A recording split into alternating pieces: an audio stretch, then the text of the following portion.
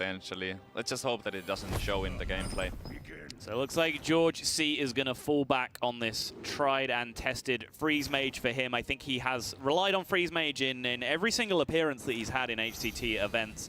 And Nicslay busting out a pretty unique-looking mid-range hunter. And as Firebat pointed out in the introduction to this series, mid-range hunter is very effective when it comes to beating up on Freeze Mages.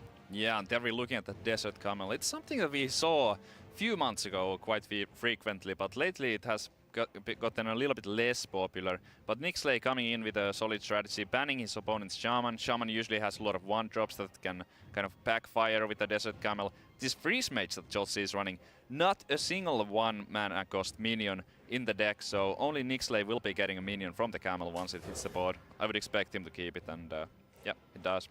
Yeah, smart call, honestly, on the deck building from Nicslay, because not too much Zoo expected. A lot of people think Zoo is fairly weak at the moment, so if you're able to ban one of the classes with powerful one-drops, then you're probably not expecting to come up against another one, and Nicslay choosing to go back to the Camel. But beyond that, it's not just Camel that's in this deck. He's also packing N'Zoth the Corruptor at the top of his curve in his Hunter deck. It is so weird. It's just, we don't see Camel Hunter that often, and we don't see N'Zoth Hunter. And he packed it all into the same deck. But I'm a huge fan of the Camel tech for this, considering his strategy. Like you mentioned, Zoo Warlock not that popular. Camel can be bad there. If his strategy is to ban Shaman, what does it leave? Tempo Mage has mana ramps, I suppose, but Tempo Mage also like one Tempo Mage in this tournament, so yeah. So those Camels are gonna work out so well. And he draws his fire, but that is actually a good draw. He wanted it on turn 1, obviously, but this Fire Bat draw guarantees that the Desert Camel is going to get him a Qualdir, since he's playing 2 Qualdirs and only 1 Fiery Bat. Boom. That is 12 stats on turn 3. Tuskar Totemic, eat your heart. This Camel always summons Totem Golems, my friend. Yeah, Nicslay just here like hoping not to draw the last Qualdir. That would be a disaster. He's got it. I mean, this is actually just dreamland for this deck. This start, both Camels into the additional 2/4s. As you said, drawing that Fiery Bat was just enormous in terms of perfecting the curve. And that is a lot of 2/4s that Freeze Mage is having to deal with very early on here, and almost a guaranteed Houndmaster bank here if GeorgeC doesn't choose to spend an entire turn just Frostbolt ping on a Camel. Yeah, not only is Nicslay getting those awesome 2/4s from his deck, but he's also thinning his deck at the same time, so all the future draws will have higher quality because he won't be drawing any more 1-drops, so it will always be at least a 2-drop or a kill command or some kind of big minion. Yep, so he can push 8 damage this turn, and I'm certain that's the play. Like, maybe there is a thought in the back of his mind saying, do I want to commit this heavily into the Frostnova Doomsayer turn? But all of these minions have essentially got their value at this point in this matchup, and the value in this matchup is just connecting with face. So even if this board was to get Frostnova Doomsayered away, you know, your Houndmaster has still essentially done charge damage anyway, so you're not too sad about seeing it go away. Turn 4, and he has 12 power on the board. GeorgeC really needed a Doomsayer here. That would have given him a good chance to maybe take it if Nicslay was unable to deal with it. And as we can see, Nicslay would not have had a way to remove it without trying to maybe roll a halfer from the Animal Companion to combo it with a quick shot. And GeorgeC, it's so early for the Frost Nova. You want to negate the 12, but you probably have to just go for the barrier unless you hope in the top deck another Nova on the next turn. But this is miserable if you GeorgeC. It really is. He's trying to find a way to stall out this turn without actually going for a board freeze here. And I guess just using the double removal turn here, drew into that Roaring Torch very early off the early Forgotten Torch, and just takes as much damage off the board as he can, stalls out his resources for a little bit longer. I think this deck in particular with the Evolved Kobold, when you are learning to play this deck, every single player that I've seen try and learn this deck is amazed at how much damage they can spend on minions and still have enough to push for the win at the end. So GeorgeC correctly recognizing he has damage to spare. Yep. Nicslay going for the Animal Companion here. Gets the worst one. The other one, I think that's the worst one here, because even Leok would have let him push 2 immediate damage. I would like to see the Kindly Grandmother here to maybe kind of counter the potential Blizzard a little bit, to have that 3-2 afterwards. Blizzard is a very likely turn 6. GeorgeC does not have it, so it would have been fine to maybe just Hero Power or huge Toad, but the Kindly Grandmother seems like the safest play.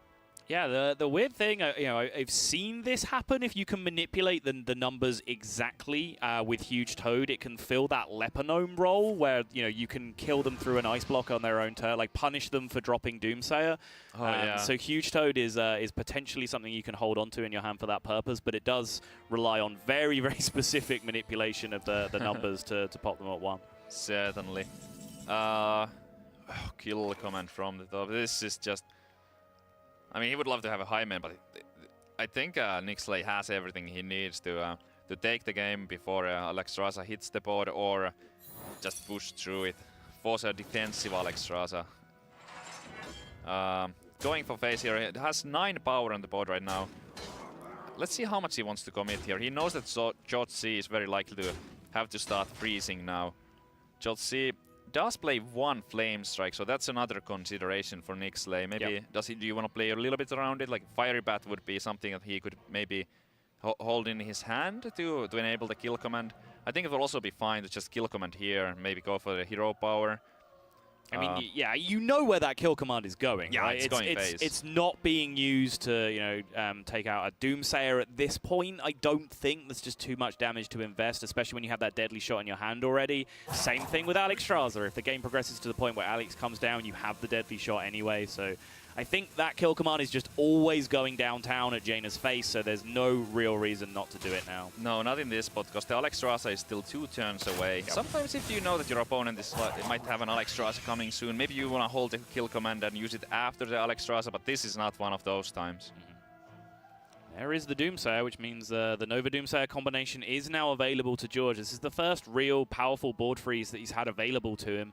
Hasn't drawn his Blizzards, hasn't drawn his AoE Flame Strike either, so really been lacking what he needed to be able to answer this quick, aggressive board state from Nicslay. And Nicslay really being rewarded here for recognizing the power in Camel Hunter, which is not a deck that we've seen. I'm honestly impressed. Like I wasn't expecting anybody to be playing the Camel Hunter, but it's working so well. We have to also like recognize that he did get a very good draw, definitely above average draw, but still. Great meta call. Even with just 1 Camel, I think he would have been well positioned. So, now then, whoa. There is a Novice Engineer on the board, which creates a little bit of havoc with the deadly shot in Nixlay's hand. But at this point, if he lets the Doomsayer go off, he still gets 1 extra damage from the Fiery Bat. He still maintains a 3-2 on the board. He still gets to press hero power, and he still has a quick shot in his hand. So does he even need to defend his board at this point? Can he just let it happen, push for damage?